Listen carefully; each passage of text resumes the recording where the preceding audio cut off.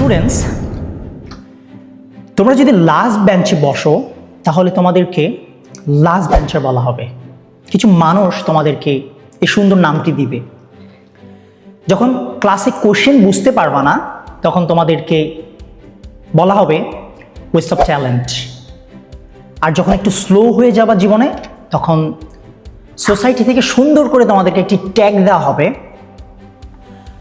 You are average, right? So let me tell you a secret.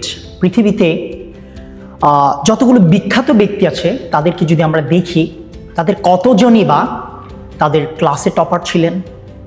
Like that Steve Job, he was a last bencher. Einstein didn't fit in, right? He was a last bencher. So ক্লাসের সবসময় topper হইতে হবে এমন না, সবসময় 100 or 90 marks পেতে হবে এমন না। লাইফটা এতটা কমপ্লিকেট করে ফেললে আউটসাইডের ক্যারিয়ারটা হয়তো বা একটু ধাক্কা খাবে। বাট আইনস্টাইন, স্টিভ জবস, তাদেরকে যদি তুমি দেখো, তারা ক্লাসের বাইরে আনফরগেটেবল ছিল। তারা তাদের জীবনে হয়তো এর জন্য এতটা সফল।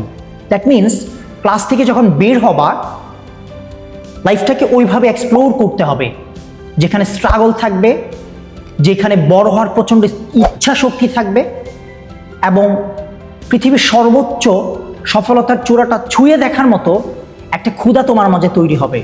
সেই দিন থেকেই দেখবা তুমি স্টিভ জব অথবা আইনস্টাইনদের ব্যক্তিদের মতো তুমিও সফলতার ওই দ্বার প্রান্তে পৌঁছে যাবা। তোমার নিজের উপর যদি বিলিভ থাকে যে তুমি ব্যাক বেঞ্চার থেকে বেঞ্চ ব্রেকার হতে পারবে, তোমার কারো সাহায্যের প্রয়োজন নাই, নিজেই স্টেজ তৈরি করতে পারবে, নিজের শোটা নিজেই তৈরি করো, তাহলে দিন শেষে স্ট্রাগল এবং যে ব্যর্থতা সবগুলোই মুছে যাবে যখন তুমি সফল ব্যক্তিত্বে পরিণত হবা। সোসাইটি তোমাকে তখন অটোমেটিক্যালি রেসপেক্ট করবে।